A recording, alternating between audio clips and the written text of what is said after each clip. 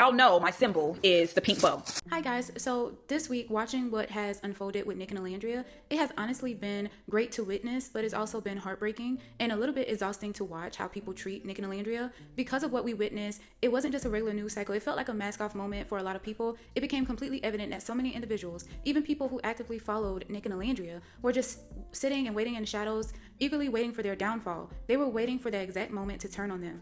And it was pretty hard to watch. Corporate puppet masters. But looking back at how it happened, a lot of us started realizing something felt incredibly off. The entire breakup narrative felt less like a reality and more like a calculated strategic move by outside forces to push other individuals to the forefront and to dim Olandria's and Nick's light. But let's pull back the curtains even further, because we did talk about how they dropped the news regarding Nick and Olandria the same day as Bryce and Trinity's interview. So allegedly, these strings might have been pulled from the very top by Peacock themselves. We have to look closely at the timeline of events to see how calculation replaces coincidence. And this was actually created by I Am Noel Harmony. In regards to this timeline, back on March 24th, Peacock posted an official blog article highlighting the Love Island USA couples who were still together. Nick and Olandria were proudly featured with their own dedicated write-up.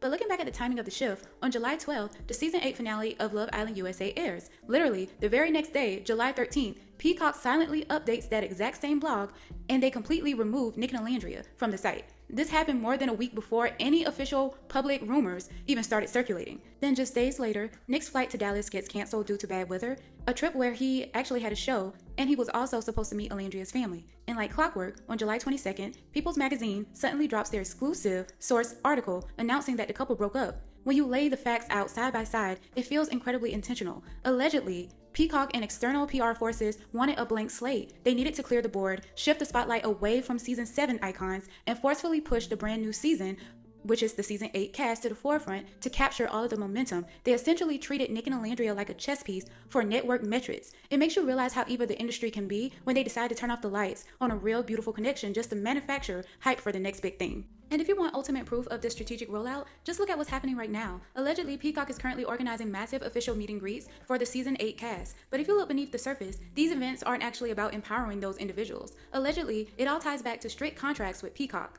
Instead of letting these new influencers build naturally, the network is essentially forcing them to copy, word for word, bar for bar, the exact motion of the season 7 cast. And make no mistakes, they saw how the culture completely rallied around Nick and Olandria, because Peacock didn't even have Nick and Olandria on their radar. Specifically, they are looking to create the historical meet and greets that Nick did with Greek Fest, where thousands of individuals showed up just to see him perform and also to support his connection with Olandria and to also meet Olandria. That was real, that was organic, that was community led. But instead of innovating, this corporate machine is trying to manufacture the same magic in a lab. They are trying to create the exact same formula and slap a Peacock logo on it and pass it off as something new. It's lazy, it's transparent, and honestly, it's completely unfair to both seasons.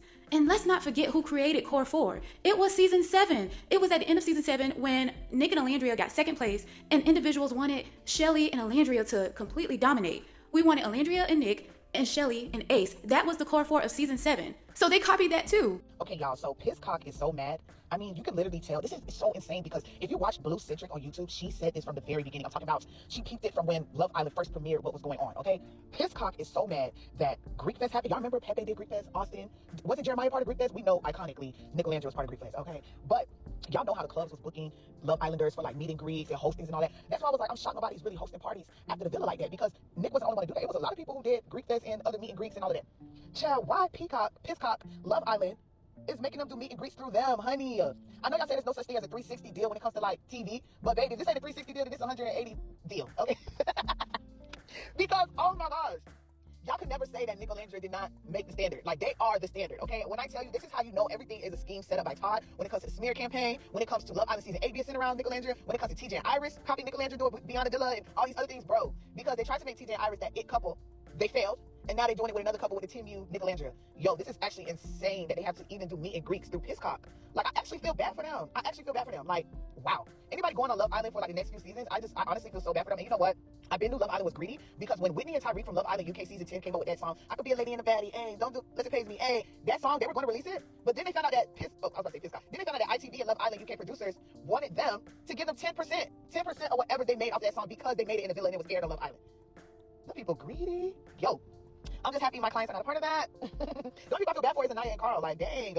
Okay, they do not want to see a couple really thrive. This is just more evidence to the smear campaign. Strategic shifts and fan infiltration. Lately, we've seen a massive wave of viewers from season 8 trying to tear down Olandria.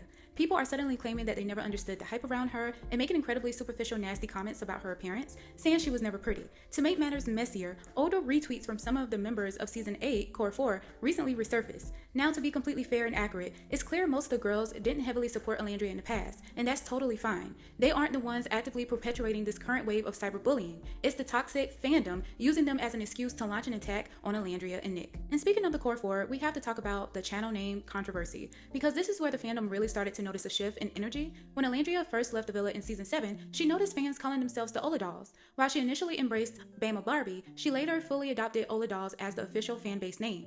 Fast forward to recently, the season 8 girlies have started their own channels. Anaya named hers Anaya's Angels, which is really cute. I think a lot of people were calling themselves that when she was in the villa. Trinity went with Trendsetters, which is really cute. And Kata named her channel Kata Dolls. Now, word on the street is that a fan originally suggested the Kata Dolls name to her, but you can't blame Nickelandrians for raising an eyebrow. It's hard not to feel that people in these circles occasionally do things to poke at us or Olandria fans or, Nickelandrians just to mess with the fan base. It marked a distinct shift where people's true competitive feelings about Olandria and Nick started slipping through the cracks.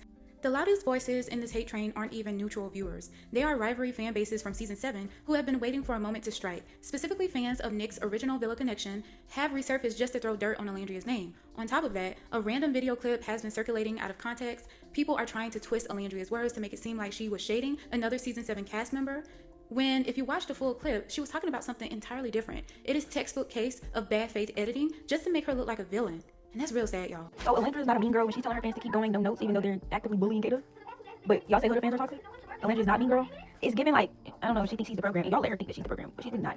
And I don't know, I just feel like that was definitely weird for her to comment, weird for her to make a subscriber video telling people no notes and a whole bunch of bullshit. Like, and that's what I have a problem with. A lot of people who are in the fandom, we have a problem with people misconstruing Olandria's words, and they don't understand the lingo, the reason for the subscriber only video. They just don't understand it. So of course they get on TikTok and perpetuate something different to paint her in a negative light, and that's not okay. Ola said that she ain't got no notes for us as followers, and that we're amazing and dope, and we should know that we're loved despite the bullshit the internet tell us, and to not listen to the internet. So anyways, her and Nick back together. Good night.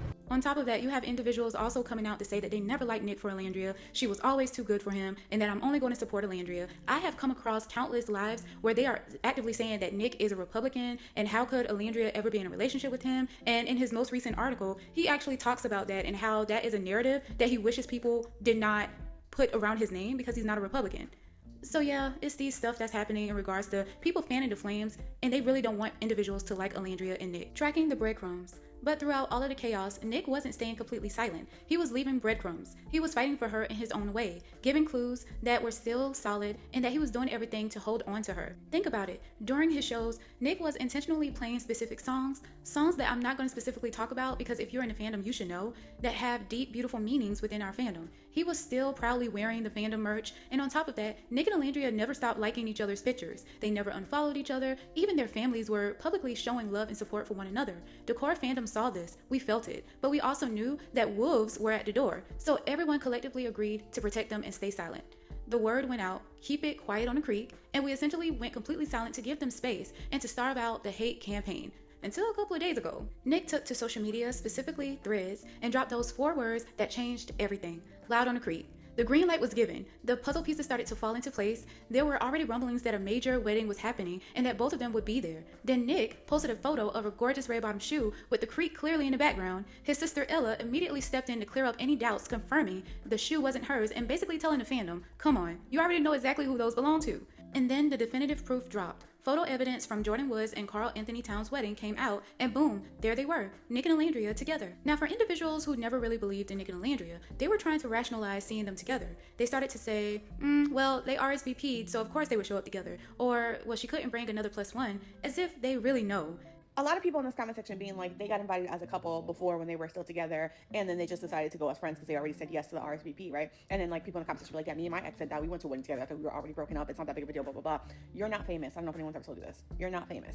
It did not make headlines. Page 6 wasn't reporting on it. I don't like it when you guys act dumb. It's the insane part to me. It's like you both act dumb and like you know it all when it comes to celebrities and how PR works. If Olandria and Nick were truly broken up, they would have never went to this wedding together, regardless of whether they both said yes to this RSVP. Or at the very minimum, they would have had someone sit in between them. They are public public figures at a very high profile wedding where they knew Page Six and all the other news outlets were going to be present and were going to be reporting on them. So if they were truly broken up and didn't want to have a conversation started about the status of their relationship, they wouldn't have went to this wedding together.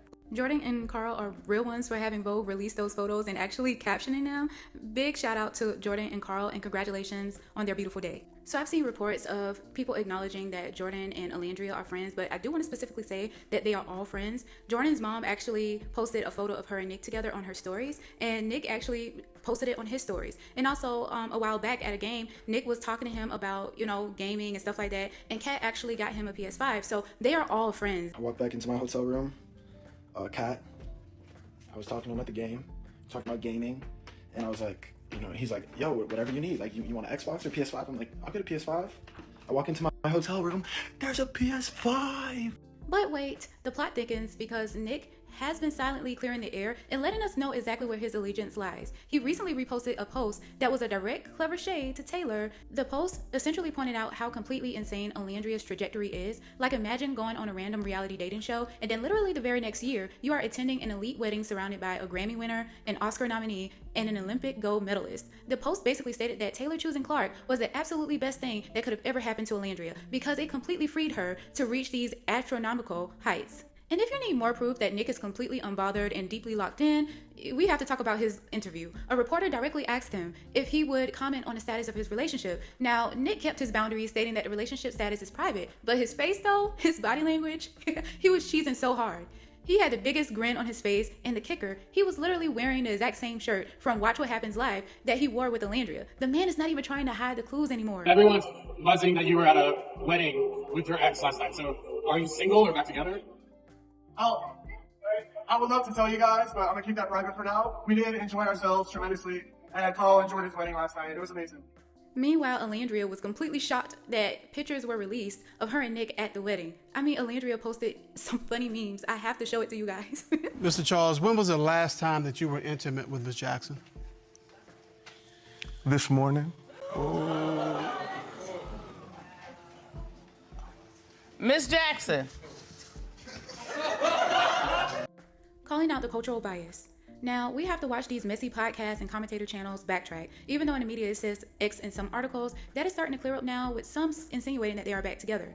But most of these channels will casually claim that couples break up all the time, right? But let's call a spade, because this is where the conversation gets heavy, and it's where the blatant bias stares us right in the face. If Nick is seen standing next to a white woman, the internet instantly screams that he's cheating on Olandria, ruining his character, and destroying her. But when he is standing right next to Olandria, the woman he has chosen, the woman he has been building with, suddenly they are just friends. They're just friends. They just went to the wedding. They're friends. They're not together.